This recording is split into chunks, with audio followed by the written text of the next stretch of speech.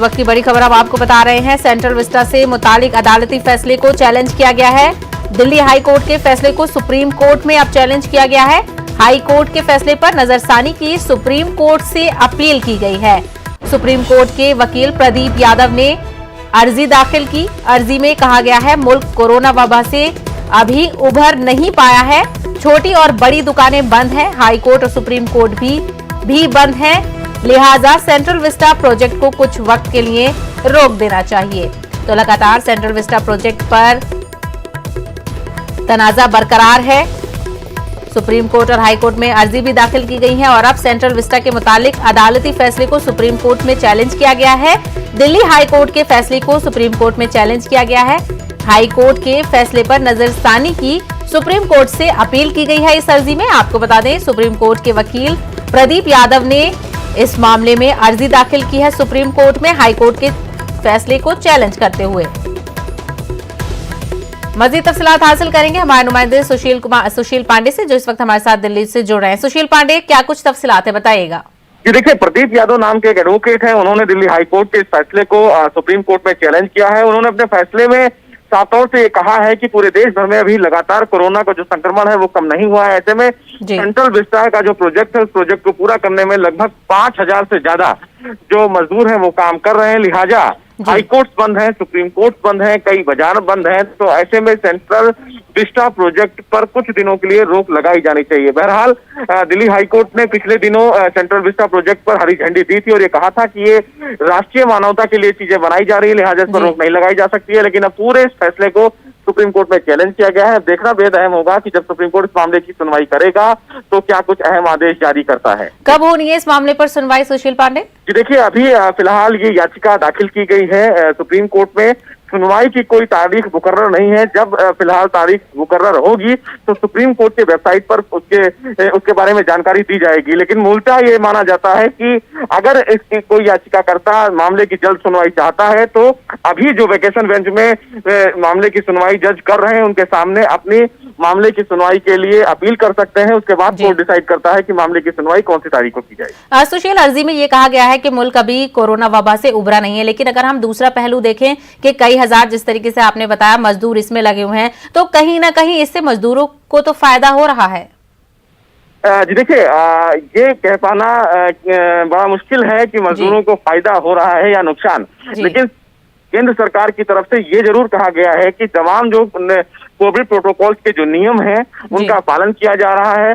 तमाम जो मजदूर हैं वो फिलहाल साइट के अंदर ही हैं, उनको बाहर नहीं जाने दिया जाता है और इसीलिए सुरक्षा के तमाम जो मानक हैं उनका फिलहाल फायदा उठाया जा रहा है और तमाम जो मानक है उनका प्रयोग भी किया जा रहा है। लेकिन जिस तरीके से सुशील हमने देखा था कि लास्ट इससे जो समाअत हुई थी, जिस अर्जी गुजार पर जुर्माना भी आयद किया गया था और उसकी अर्जी को खारिज भी किया गया था, अगर उससे मिलाकर इस अर्जी को देखें तो क्या लगता है ऐसा फैसला इसमें भी सामने आ सकता है? जी देखिए, बिल्कुल कहीं ना कहीं जो जिस व्यक्ति ने सुप्रीम कोर्ट में अर्जी दाखिल की है वो वकील फिलहाल इस केस से संबंधित नहीं है और साफ तौर से कहीं ना कहीं सुप्रीम कोर्ट सबसे पहले ये सवाल जरूर कर सकता है याचिकाकर्ता से कि इस मामले में आपका लोकस क्या बनता है, क्योंकि वकील ने पहले कोर्ट से परमिशन ली होगी कि इस मामले में वो एसएलपी फाइल करना चाहते हैं, तो कोर्ट ने उन्हें परमिशन दी होगी। लेकिन अब ये देखना सुप्रीम कोर्ट के ऊपर निर्भर करता है कि इस पूरी याचिका को सुप्रीम कोर्ट कैसे कंसिडर करता है। बिल्कुल, तो चलिए देखना होगा कि इसकी समाअत कब होती है और क्या कुछ इसमें सामने आता है। सुशील पांडे, बेहद शुक्रिया तफसीलात के लिए।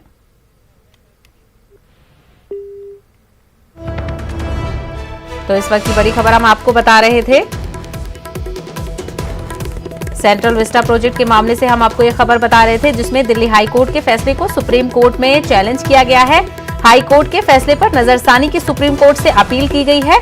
आपको बता दें कि ये अर्जी किसने दाखिल की है, तो वो सुप्रीम कोर्ट के वकील प्रदीप यादव ने ही ये अर्जी दाखिल की है, जिसमें उन्होंने सुप्रीम कोर्ट से अपील की है कि वो दिल्ली हाई कोर्ट के फैसले पर नजरसानी करे। अर्जी में कहा गया है कि मुल्क कोरोना वबा से अभी उभरा नहीं है,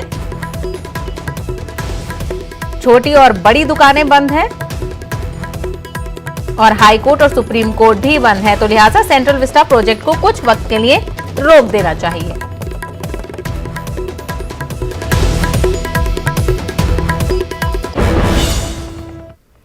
आगे बढ़ेंगे। एमपी बोर्ड के 12वीं जमात के इम्तिहानात पर आज फैसला आ सकता है। रियासती वजीर तालीम इंदर सिंह वर्मा ने कहा है कि आज सीएम के साथ मीटिंग होगी जिसमें इस हवाले से तबादले ख्याल किया जाएगा। उन्होंने कहा है कि तलबा के हक में फैसला किया जाएगा।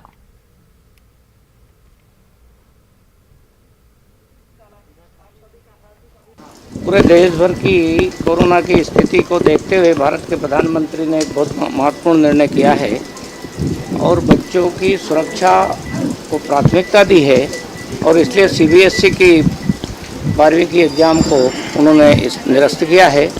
मैं उनके निर्णय का स्वागत करता हूं। मध्य प्रदेश में हम जो हमारे सारे विकल्प था उन पर विचार कर रहे हैं और भारत सरकार ने जो निर्णय लिया है उसको भी सामने रख करके हम विचार करेंगे। आज ही विचार करके जल्दी निर्णय करेंगे, छात्रों के हित में निर्णय करेंगे, अच्छा निर्णय करेंगे। ये आज की मीटिंग के बाद आने वाला है। मजीद तफसीलात हासिल करेंगे हमारे नुमाइंदे मेहताब आलम से। मेहताब, बताइएगा मीटिंग के बाद क्या लगता है, क्या फैसला आ सकता है 12th क्लास के एग्जाम्स को लेकर?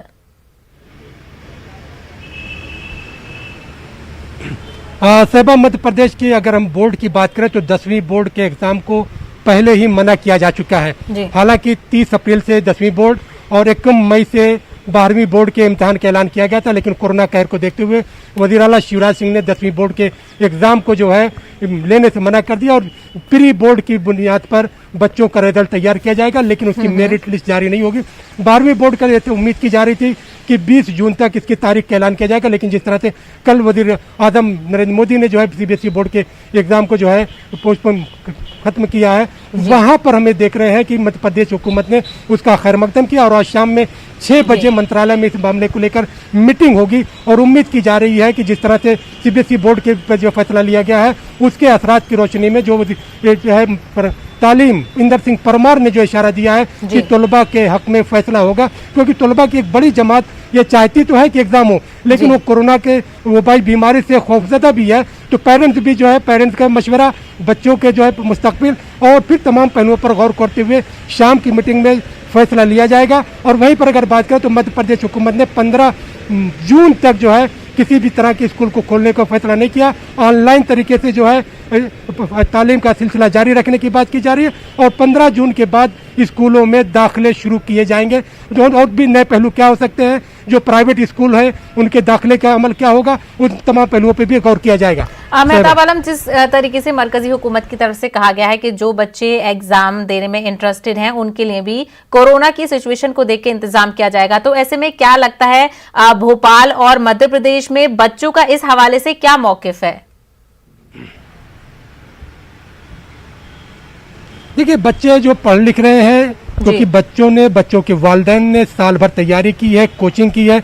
ये अलग बात है कि साल भर में बच्चों का स्कूल नहीं खुला है, लेकिन ऑनलाइन क्लास उन्होंने बोर्ड के एग्जाम को सामने रखकर तैयारी की है। तो बच्चे तो चाहते हैं कि जो है अगर तमाम चीज़ें हैं और कोरोना पर अब काबू पा लिया गया है, मध्य प्रदेश में 96% से ज़्यादा रिकवरी रेट हो गई है, तो एहतियाती तदबीर के साथ जो है इम्तिहान होना चाहिए ताकि उनको भी मालूम हो सके कि उन्होंने जो तैयारी की है वो कितनी है। सिर्फ जो है प्री बोर्ड के बुनियाद पर रिजल्ट को तैयार कर देना जो है वो मुनासिब नहीं समझते हैं, लेकिन एक बड़ी तादाद ऐसी भी है जो चाहती है कि प्री बोर्ड की बुनियाद पर जो है रिजल्ट को तैयार किया जाए। क्योंकि अगर आप प्री बोर्ड के पर नजर रखेंगे तो जब हुकूमत ने यह फैसला किया था कि स्कूल कॉलेजों में बच्चे नहीं जाएंगे लेकिन अपने डाउट्स को क्लियर करने के लिए जा सकते हैं, तो पूरी सूबाई सतह पर चाहे हमें हाई स्कूल की बात करें या 12th की बात करें तो वहाँ पर 35 से 40% बच्चे ही डाउट्स को क्लियर करने के लिए स्कूल की तरफ रुजू किए थे। 60% जो एक बड़ी अक्सरियत थी वो स्कूल डर की वजह से नहीं गई थी, उन्होंने ऑनलाइन तरीके से पढ़ाई की थी। अब यहाँ पर वही है कि जो बड़ा फैसला है वो चाहते हैं कि उसको देखते हुए बच्चों का मुस्तकबिल भी जो खराब ना हो, बच्चों का मुस्तकबिल भी बना रहे और तालीम की तरफ जिस तरीके से हमने पहले भी इस मौजू पर बात की थी, इंटरनल असेसमेंट को लेकर दिक्कत सामने आई थी भोपाल से, तो ऐसे में एग्जाम अगर मंसूख किए जाते हैं तो असेसमेंट का ब्लूप्रिंट क्या तैयार किया है हुकूमत ने? देखिए, असेसमेंट का जो ब्लूप्रिंट है उसको तैयार करने के पहलू पर ही शाम को मीटिंग होगी सीएम के साथ जी, और उसमें वजीर तालीम के साथ साथ माहिरीन तालीम भी मीटिंग में शामिल होंगे। तमाम पहलुओं पर गौर होगा कि इंटरनल असेसमेंट में किन किन पहलुओं पर नजर रखी जाएगी। क्या तमाम जो पेपर है 6 पेपर उन सब पर होगा या बेस्ट ऑफ 5 की बुनियाद पर जो है उनके रिजल्ट तैयार किए जाएंगे, और फिर क्या इंटरनल अगर हम असेसमेंट की बात कर रहे हैं तो कोई भी स्कूल अपने बच्चों को फेल करना नहीं चाहेगा, अपने रिजल्ट को ख़राब करना नहीं चाहेगा। अगर तो हुकूमत की इस पर भी नज़र होगी कि साबिका सालों में स्कूल के रिजल्ट क्या थे, इस साल वो कितना बढ़ा के दे रहे हैं, और जिन स्कूलों का रिजल्ट जो है 84, 85, 86% है, अगर उसके आसपास ही वो बना के देते हैं तो शायद उसको कबूल किया जाए। अगर कुछ ज़्यादा ही बना के देते हैं तो वहाँ पर उस पर नज़र रखी जाएगी। चलिए, तो जो बच्चे एमपी बोर्ड से इम्तिहान देने वाले हैं आज शाम तक उनका जो इंतजार है वो खत्म हो जाएगा। अब देखना ये होगा क्या मरकजी हुकूमत के साथ जाती है एमपी सरकार या फिर वो कुछ और तरीका निकालती है। मेहताब आलम, हमसे बात करने के लिए बेहद शुक्रिया। आगे बढ़ेंगे। बिहार में सियासी कशमकश जारी है। हाल के दिनों में मांझी की मुलाकात और बयानों से बिहार की सियासत में कई सवाल छोड़ दिए हैं, जिनमें एक वैक्सीन लेने के बाद 23 मई को किया गया मांझी का ट्वीट है, जिसमें मांझी ने वैक्सीन को लेकर दी जा रही सर्टिफिकेट पर वजीर आजम की तस्वीर के हवाले से सवाल खड़े किए। तो वहीं 14 मई को ट्वीट करके कहा गया है कि रोजगार नौजवानों को 5,000 बेरोजगारी का भत्ता हुकूमत कब देगी। 29 मई को अपनी रिहाइशगाह पर वीआईपी सदर और नीतीश कुमार हुकूमत में वजीर रहे मुकेश सहनी से मुलाकात की। इस मुलाकात के बाद क्यास आरआईओ का दौर चलने लगा है।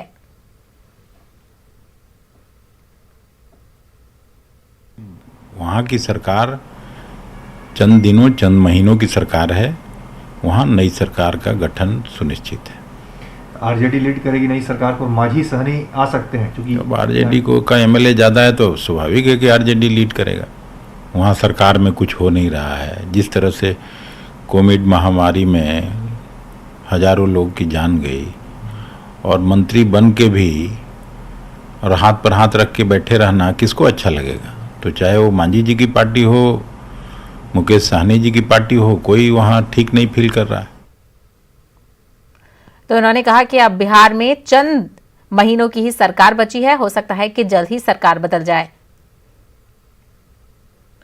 अब बात करेंगे जेडीयू लीडर की। केसी त्यागी ने कांग्रेस के बयान पर अपने रद्द-ए-अमल का इजहार किया है। उन्होंने कहा है कि बिहार हुकूमत मुस्तहकम है। योगी साथियों ने बहुत स्पष्ट शब्दों में सत्ता के जो लोलुप लोग हैं उनको करारा जवाब दिया है। सरकार का स्थायित्व है, सरकार स्थायित्व है और ये एक कार्यक्रम के तहत चलने वाली सरकार है। इसमें न धन बटोरने का न परिवार को आगे बढ़ाने का कोई प्रोविजन है, लिहाजा। इसके अलावा कांग्रेस लीडर राशिद अलवी ने कहा है कि हमारी पार्टी मजहबी सियासत नहीं करती है। आने वाला वक्त तमाम मज़ाहिब के अफराद हमारे साथ होंगे। उत्तर प्रदेश के अंदर विधानसभा का चुनाव आने वाला है। 1 साल से भी कम वक्त है और मुझे यकीन है कि उत्तर प्रदेश के अंदर हिंदू और मुसलमान सब मिलकर कांग्रेस पार्टी का साथ देंगे। भारतीय जनता पार्टी से अगर सबसे ज्यादा लड़ाई किसी ने लड़ी है तो वो कांग्रेस पार्टी ने लड़ी है। इस बात का एहसास उत्तर प्रदेश की जनता को है, चाहे वो किसी भी धर्म से ताल्लुक रखते हो। ये लड़ाई धर्म की नहीं है, ये लड़ाई प्रदेश को ठीक करने की है, जनता की समस्याओं को हल करने की है। जनता में हर बिरादरी, हर मजहब का आदमी होता है। ये काम भारतीय जनता पार्टी का है कि वो धर्म की बुनियाद पर राजनीति करती है। कांग्रेस पार्टी हमेशा सबको साथ लेकर चलती है और सबको साथ लेकर चल। फिलहाल रुकेंगे एक ब्रेक के लिए, खबरों का सिलसिला जारी रहेगा।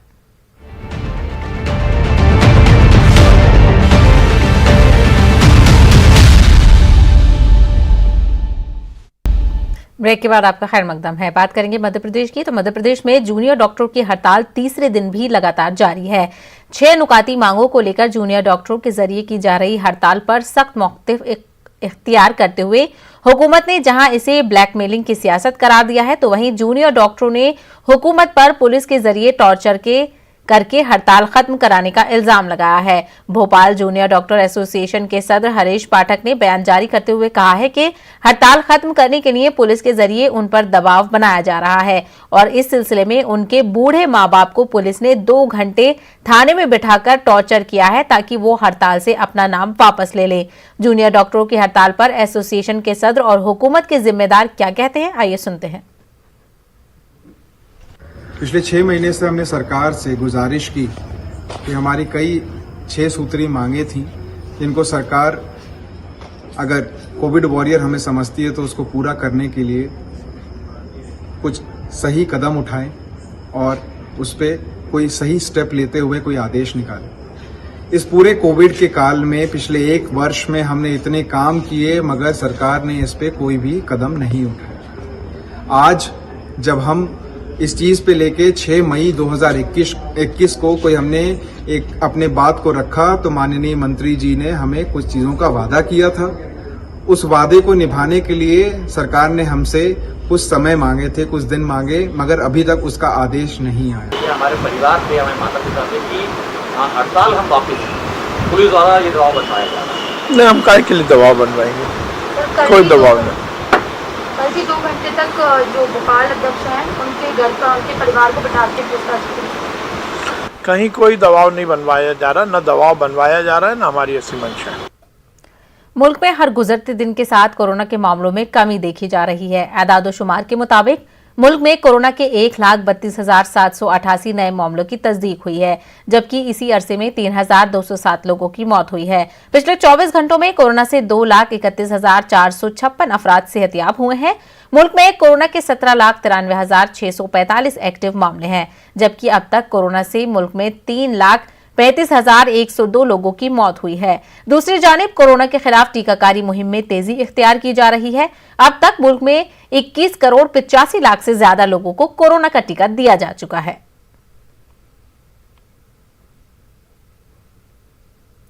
राजस्थान में आज से अनलॉक की शुरुआत हो गई है। राजस्थान हुकूमत ने अनलॉक की नई गाइडलाइंस जारी कर दी हैं। सरकार ने मंगल से शनिचर की सुबह 6 से 11 बजे तक बाजार खोलने की इजाजत दी है। जिलों के अंदर प्राइवेट गाड़ियों से हफ्ते में 5 दिन सुबह 5 बजे से दिन में 12 बजे तक आमदोरफ्त पर पाबंदी नहीं रहेगी। हफ्ते के रोज दोपहर 12 बजे से मंगल की सुबह 5 बजे तक कर्फ्यू जारी रहेगा। जिन अजला में मुस्बत केसों के रेट 10% से ज्यादा है वहां तमाम बाजार बंद रहेंगे। साथ ही 25% के साथ मुलाजमीन के तमाम सरकारी दफातर सुबह 9 बजे से दोपहर 4 बजे तक खुले रहेंगे। वहीं तमाम जरूरी अशिया की दुकानें खुली रहेंगी, जबकि तालीमी इदारे बंद रहेंगे।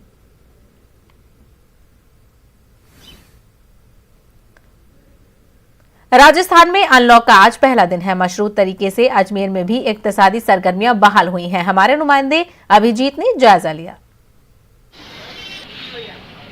प्रदेश में 50 दिनों के बाद आज मिनी अनलॉक शुरू हुआ है और आज पहला दिन है। हम खड़े हैं अजमेर के सबसे व्यस्तम मार्केट नया बाजार पुरानी मंडी में और क्या आप तस्वीरों में देख सकते हैं कि इससे मिनी अनलॉक आज शुरू हुआ है। पहले दिन तमाम बाजार जो है वो खुल चुके हैं। हालांकि 11 बजे तक की ही व्यापारों को खोलने की अनुमति है, लेकिन इस दौरान जो 50 दिन से दुकानें बंद थी, दुकानदारों ने उन्हें खोल के साफ़ सफाई की है और तमाम जो आवागमन है उसको भी यहाँ पर सुचारू किया जा रहा है। खासतौर से आज पहला दिन है मिनी अनलॉक का और इस दौरान जो है व्यापारियों ने अपने प्रतिष्ठान खोलकर की सफाइयाँ की हैं और जो कोरोना गाइडलाइन की पालना कहाँ यहाँ पर शुरू की गई, तमाम गाइडलाइंस की पालना को भी यहाँ पर किया जा रहा है। सोशल डिस्टेंसिंग के साथ फेस मास्क की अनिवार्यता को भी यहाँ पर रखा गया है। कुछ व्यापारियों से हम बातचीत करेंगे किस तरह से वो अपने व्यापार को यहाँ पर कर रहे हैं।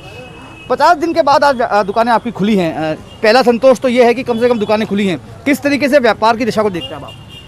व्यापार की दशा को देखने का तरीका तो वही है, सब अपन पूरी गाइडलाइन के साथ में इसका पालन करेंगे हम, और हम बाकायदा किसी भी कस्टमर को घर दुकान के अंदर नहीं आने देंगे और सबको बाहर से ही सामान देंगे जो भी देना है।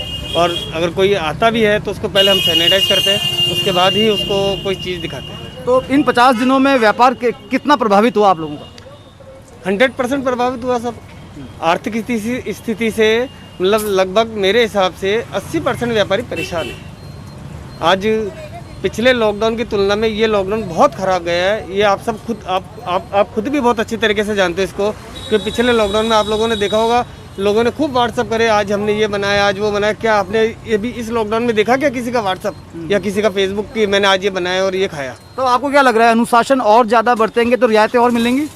अनुशासन बरतेंगे तो रियायत तो मिलनी चाहिए सब। और वैसे ये 11 बजे तक का टाइम कोई हमारे हिसाब से कोई सही नहीं है, क्योंकि हमारा काम ऐसा है कि हमारे सब लेडीज़ कस्टमर का काम है, और लेडीज़ कोई भी 10 साढ़े 10 बजे कोई भी लेडीज़ मेरे हिसाब से घर में कोई फ्री नहीं होती है, तो हमारा तो व्यापार वैसे ही ठप है सर। तो देखिए व्यापारियों की एक शिकायत जरूर है कि जो अनुमत समय दिया गया है 11 बजे तक का, उसमें व्यापार जो है बिल्कुल नहीं हो पा रहा है। हालांकि वो जरूर इस चीज़ को स्वीकार कर रहे हैं कि अगर अनुशासन को और ज़्यादा सख्त किया जाएगा तो सरकार जो है आने वाले दिनों में और ज़्यादा रियायत देगी।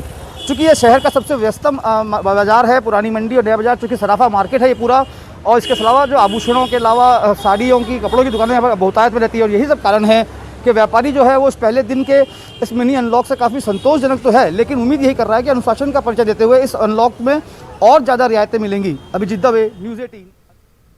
इसके अलावा जयपुर के बाजारों में ज्यादातर दुकानें तय वक्त पर ही खुली। इस दौरान खरीदारी के लिए भी लोग घरों से बाहर निकले। जयपुर में मिनी लॉकडाउन के पहले दिन का जायजा लिया हमारे नुमाइंदे सौरभ ने। करीब 1.5 महीने बाद प्रदेश में मिनी अनलॉक हुआ है, और मिनी अनलॉक के पहले दिन ही बड़ी संख्या में लोग घरों से बाहर निकले हैं। इस वक्त में राजधानी जयपुर के सोडाला क्षेत्र में, और यहाँ पर किस वक्त प्रकार की तस्वीरें ये दिखाने की कोशिश करते हैं। बड़ी संख्या में लोग जो है वो घरों से बाहर निकले हैं और अपने कामकाज जो है वो निपटा रहे, चूँकि 11 बजे तक ही जो है वो बाजार खुले रहेंगे, इस लिहाज से जो है वो लोग जो है वो बड़ी संख्या में घरों से बाहर निकले हैं। और सोडाला में एक तरह से कई बार जाम की स्थिति भी देखने को मिल रही है। आपसे जानना चाहेंगे कहाँ निकले हुए हैं आप? मैं मेरे घर जा रहा हूँ और मैं माल लेके आया हूँ, सामान लेके आया हूँ, ज़रूरी था। 1.5 महीने से मेरा नाम श्री मोहन शर्मा कुट्टीवाला है, और गहलोत सरकार का मैं बहुत बहुत आभारी हूँ कि उन्होंने जल्दी खोला है। मगर मेहरबानी करके हाथ जोड़ के विनती करता हूँ कि गहलोत साहब थोड़ा टाइम और बढ़ाएं, और जो केंद्र में ये डीजल और पेट्रोल के भाव बढ़ाए जा रहे हैं। क्या आप चाहते हैं लॉकडाउन और बढ़े?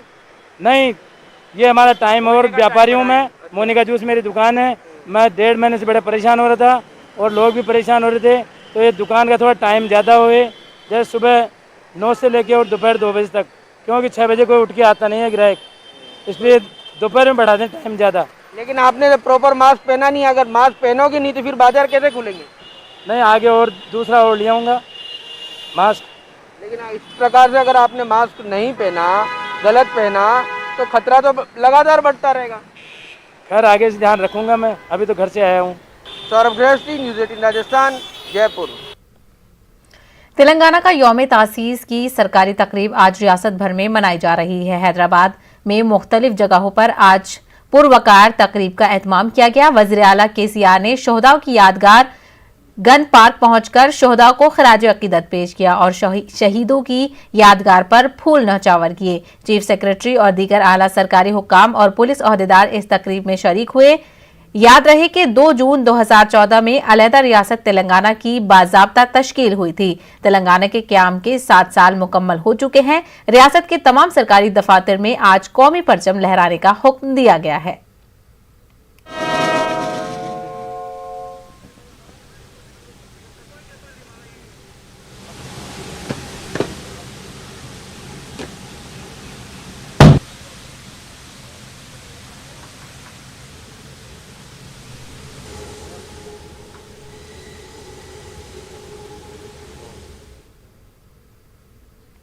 कोरोना वबा के दौरान बाहमी इमदाद और इन्हिसार का जज्बा मुस्तहकम हुआ है। मुल्क इस वबा से मुत्तहिद होकर मुकाबला कर रहा है। टीकाकारी के ऐलान के बाद हम बेहतर ताउन करें, जिससे हम कोरोना को मात देने की जानिब कदम बढ़ा सके। नेटवर्क 18 इस मुहिम में हर कदम पर आपके साथ रहेगा। जब तक सभी महफूज नहीं, तब तक कोई महफूज नहीं होगा। इसी सोच की बुनियाद पर हमारी मुहिम संजीवनी का मकसद ये यकीनी बनाना है कि वैक्सीन पाना सभी हिंदुस्तानियों का हक है।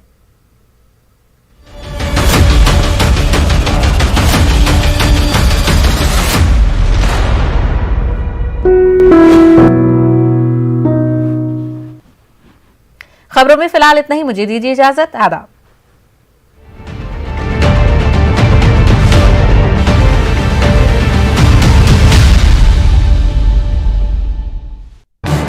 इस न्यूज हेडलाइंस